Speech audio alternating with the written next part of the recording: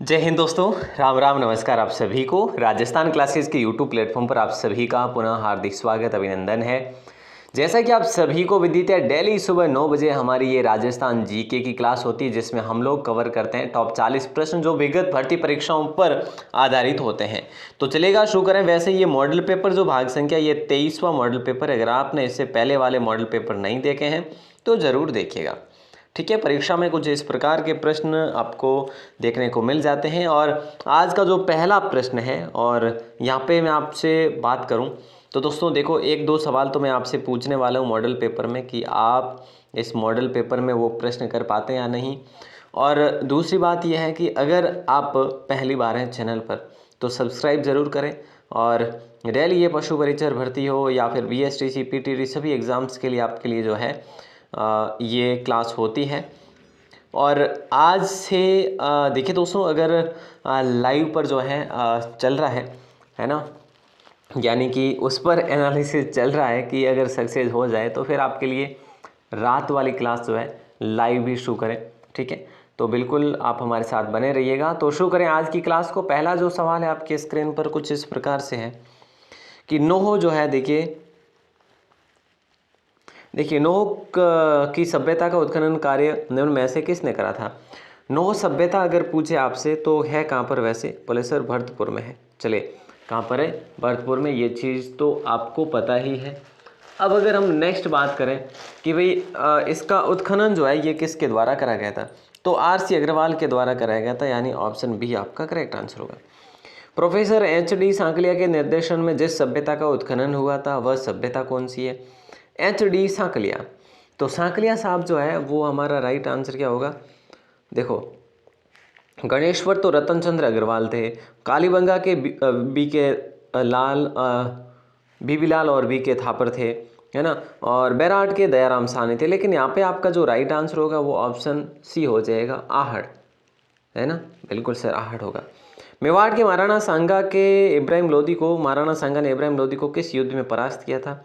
यानी खानवा युद्ध में इब्राहिम लोदी हार गए थे, बाकी बयाना युद्ध में जीत गए थे, खातौली युद्ध में भी जीत गए, लेकिन इब्राहिम लोदी किस समय वो सामने थे? तो ये खातौली का युद्ध था। ठीक है, ऑप्शन बी आपका राइट आंसर हो जाएगा। अगला सवाल देखिए, एक सेकंड है ना। हाँ, अगला सवाल है कि दिवेर के युद्ध 1582 के बाद में महाराणा प्रताप की नई राजधानी कौन सी थी? तो यहाँ पे अगर हम देखें तो राइट आंसर जो है वो हो जाएगा चावंड। चावंड को लॉक करेंगे दोस्तों, बड़ा अच्छा सवाल है, इंपॉर्टेंट सवाल भी है। और अगला सवाल है, टोंक में सुनहरी कोठी का निर्माण कौन से नवाब के द्वारा करवाया गया था? टोंक में सुनहरी कोठी का निर्माण कौन से नवाब के द्वारा करवाया गया था?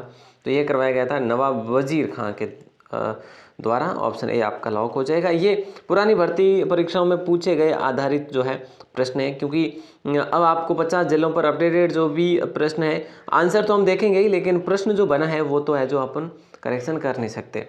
शेखावटी राज्य का संस्थापक कौन था? तो वो थे राव शेखा, यानी कि ऑप्शन जो है बी आपका राइट आंसर होगा।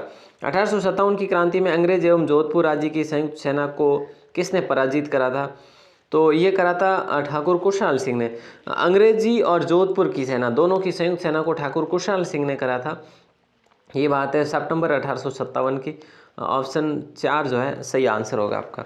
राजपूताने में किस नरेश ने सर्वप्रथम कन्यावध को रोकने का प्रयास किया था?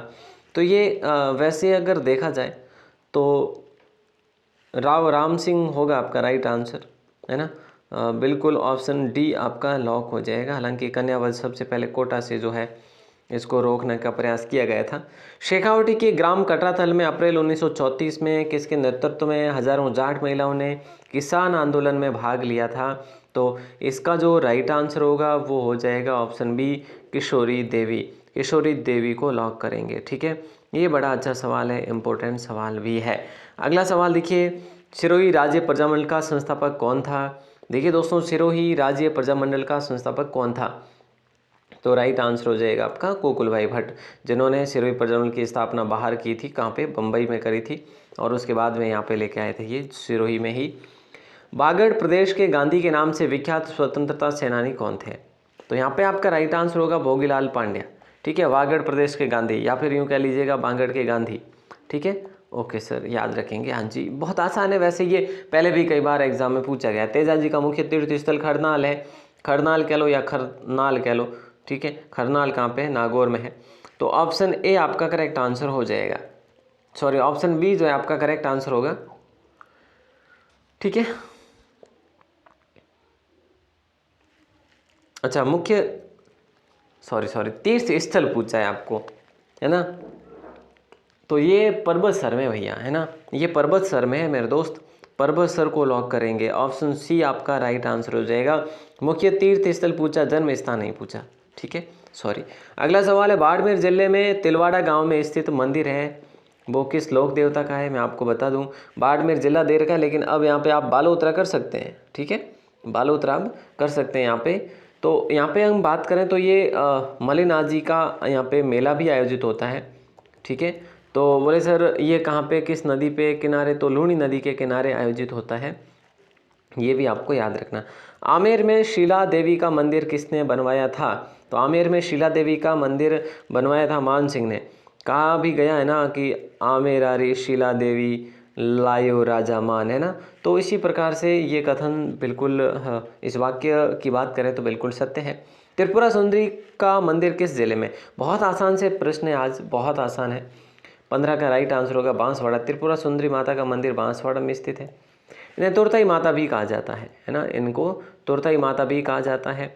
पांचाल जाति की कुलदेवी मानी जाती है, पांचाल जाति की कुलदेवी मानी जाती है, ये भी आपको याद रखना है। और अगला सवाल है, डीग के महलों का निर्माण किसके द्वारा करवाया गया था? हालांकि डीग के महल कहाँ पर है? तो आपका आंसर होगा सर ये तो भरतपुर में है। डीग के महल कहाँ पे है? भरतपुर में है। महाराजा जवाहर सिंह देखो, या फिर महाराजा बदन सिंह या सूरजमल या फिर महाराजा मान सिंह। तो जवाहर सिंह को करें या सूरजमल को करें, किसको करें बताओ? सर सूरजमल को कर लीजिएगा, ऑप्शन सी को लॉक करेंगे। हाँ जी, तिमणिया एक आभूषण है दोस्तों, और ये आभूषण कहाँ पहना जाता है? तो तिमणिया, जाहिर सी बात है, तिमणिया जो है ये कहाँ पे पहना जाता है, कहाँ पहना जाता है? इस प्रकार से होता है वैसे। तो बोले सर ये तो, ये देखो ये सोने का बना हुआ होता है यहाँ पे, और एक ये जो इसकी डोरी जो है इसके ऊपर पोई जाती है इसमें, तो ये जो है आपका गले में पहना जाता है। यहाँ पे ऑप्शन सी आपका लॉक हो जाएगा। केसरिया बालम आवनी पधारो हमारे देश को कौन से राग में प्रसिद्धि मिली है? यानी कि किस राग में सबसे पहले गाया गया था, और उसके बाद में प्रसिद्धि भी मांड गायिका में ही मिली थी। अल्लाह जिलाई बाई ने ये जो है गायन गाया था। अगला सवाल देखिए, निम्न में से कौन सा तत्ववाद्य नहीं है? देखो, तत्ववाद्य वो होता है जो तारों के द्वारा, जिस वाद्य यंत्र की तारों के टकराने से ध्वनि उत्पन्न हो, तारों के द्वारा ध्वनि उत्पन्न हो, वो तत्ववाद्य है। या फिर तारों से बने हुए वो तत्ववाद्य है। तो रावणाता तारों से है, जंतर भी तारों से है, कामायचा भी तारों से बना हुआ होता है, लेकिन अलगोजा जो है ये चुशीर वाद्य है। या फिर इसे आप यूँ कह लीजिएगा फूंक देकर बजाया जाने वाला वाद्य यंत्र, फूंक देकर बजाया जाने वाला वाद्य यंत्र है। ठीक है, तो आगे बढ़ते हैं और अगले प्रश्न को देखते हैं। लांगुरिया गीत का संबंध है, लांगुरिया गीत का संबंध है, तो राइट आंसर हो जाएगा कैला देवी माता। और यहाँ पे घुटकन नृत्य भी किया जाता है, घुटकन प्रकार का घुटकन नामक नृत्य भी किया जाता है, और लांगुरिया गीत भी गाए जाते हैं। क्लियर है ना? Yes sir. अगला सवाल देखिए, लूनी नदी की सहायक नदी नहीं है। देखिए दोस्तों, लूनी की सहायक नदी सूखी बाड़ी खारी जो जवाई से मिलेगी, है ना, ऐसी अपनी ट्रिक है। सूखी जैसे है, सूखी बाड़ी खारी जो से जो जड़ी है ना, मिली घी, है ना, तो ये गुहिया है। लेकिन मेंढा हमने नहीं पढ़ा ट्रिक में, तो ऑप्शन 4 जो है बिल्कुल सहायक नदी नहीं है, तो करेक्ट आंसर होगा। निम्नलिखित में से कौन सी नदी जो है बनास की सहायक नदी नहीं? इस प्रकार के प्रश्न आजकल एग्जाम में पूछे ही जाएंगे। और फिर जो है हम फिलहाल अगर देखें, अगर नदियों का टॉपिक हमने नहीं पढ़ा है तो फिर हम नहीं कर सकते, सीधी सी बात है भाई, है ना। बेडच, कोटारी, मोरेल, बाणगंगा। बोले सर बाणगंगा जो है ना, ये इसकी सहायक नदी नहीं है, क्योंकि बाणगंगा जाती है ये यमुना की सहायक नदी हालांकि। ठीक है, तो ये आपको याद रखना है। नेक्स्ट सवाल देखिए, उक्त कथनों का परीक्षण करना है आपको, और नीचे दिए गए कोड का सही जो है उत्तर का चयन करना है। देखिएगा कि निम्न कथनों का परीक्षण कीजिए तथा नीचे दिए गए कोड का उपयोग करते हुए सही उत्तर का चयन आपको करना है। एक बार फिर से मैंने आपके लिए पढ़ा। देखिए, शुष्क सागवान के वन राजस्थान के दक्षिणी भाग में संकेंद्रित है। सागवान के वन 75 से 110 सेमी वार्षिक वर्षा वाले क्षेत्रों में पाए जाते हैं। माउंट आबू पर उप उष्णकटिबंधीय सदाबहार वन पाए जाते हैं और पश्चिमी राजस्थान के मिश्रित पतझड़ वाले वन है।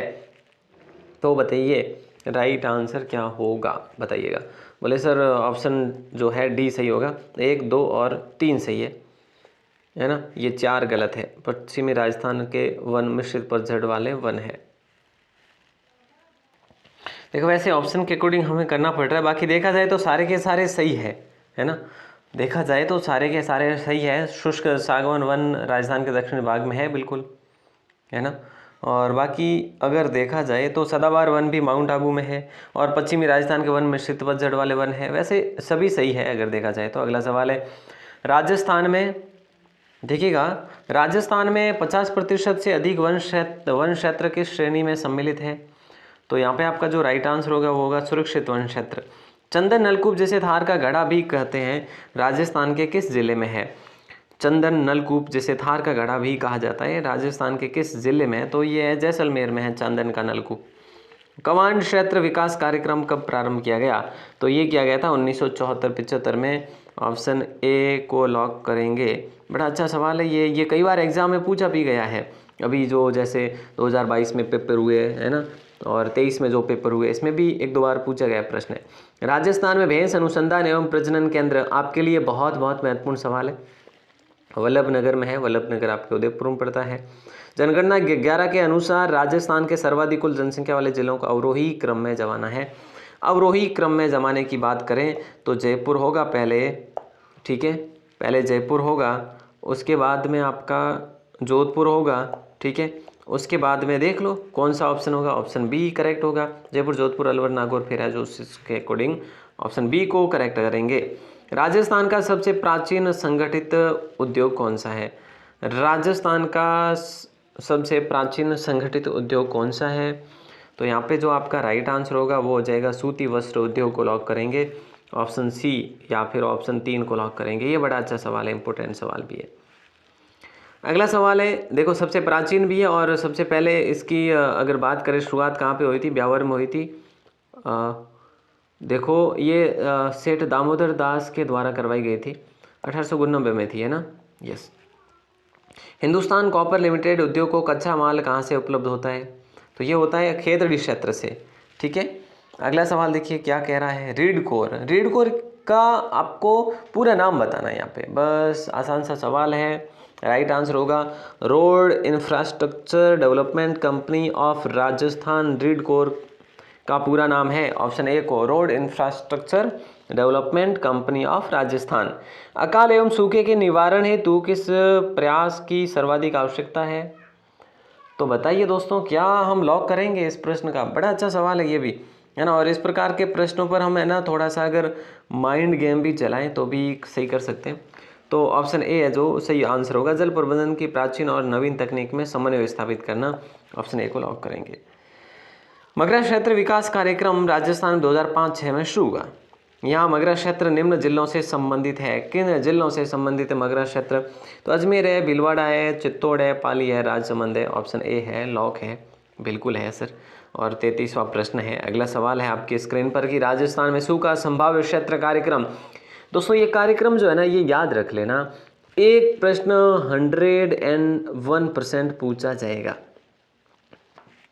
तो याद रख लेना। अच्छा सवाल है, 1974-75 को लॉक कर देंगे और अगले सवाल को देख लेंगे। राज्य में विश्व बैंक की आर्थिक सहायता से जिला गरीबी उन्मूलन योजना किस वर्ष प्रारंभ की गई। तो ये की गई थी 2000 में भैया, ठीक है। ऑप्शन सी को लॉक करेंगे आप लोग। और अगला सवाल देखिए, 12वीं पंचवर्षीय योजना की अवधि। दोस्तों लास्ट जो पंचवर्षीय योजना थी वो 12वीं पंचवर्षीय योजना थी, जो कि 2012 में पूरी हुई थी या फिर 2012 से शुरू हुई थी, ये बताना है। बोले सर 2012 से शुरू हुई थी और 2017 पे पूरी हुई 12वीं पंचवर्षीय योजना। और आपसे प्रश्न तो कैसा भी किया जा सकता है, ऐसा भी किया जा सकता है ना कि पंचवर्षीय योजना कब शुरू हुई थी। तो 1951 में शुरू हुई थी, तो ये भी आप याद रखेंगे बड़े अच्छे से। माई बजाज सागर एक संयुक्त परियोजना है किन राज्यों की, किन 2 राज्यों की या किन 3 राज्यों की। बताइए दोस्तों। हम कहेंगे सर राजस्थान और गुजरात की संयुक्त परियोजना है ये माही बजाज। और अगला सवाल देखिए, कि जनकपुरा और सरवाड़ खानें जिस खनिज के लिए जानी जाती है या जिस खनिज के उत्पादन के लिए जानी जाती है वे कौन सा खनिज है, ये आपको बताना है। तो राइट आंसर जो है वो हो जाएगा आपका ऑप्शन बी, तांबड़ा को लॉक करेंगे। बड़ा अच्छा सवाल है, इंपॉर्टेंट सवाल है, ठीक है, बिल्कुल सर। अगला सवाल देखिए, क्षेत्रफल की दृष्टि से राजस्थान का सबसे बड़ा अभ्यारण्य कौन सा है? तो देखिए दोस्तों, क्षेत्रफल की दृष्टि से जो सबसे बड़ा अभ्यारण्य है ना, इनमें से वो है राष्ट्रीय मरु उद्यान। ये देखो, नाम भले इसका राष्ट्रीय उद्यान है बट ये है अभी अभ्यारण्य ही है अभी, है ना, अभ्यारण्य ही है, जो कि 3100 से भी अधिक वर्ग किलोमीटर में फैला हुआ है, जो कि जैसलमेर और बाड़मेर में है। आकलोड फॉसिल पार्क भी यहीं पर है। तो ऑप्शन सी आपका लॉक हो जाएगा।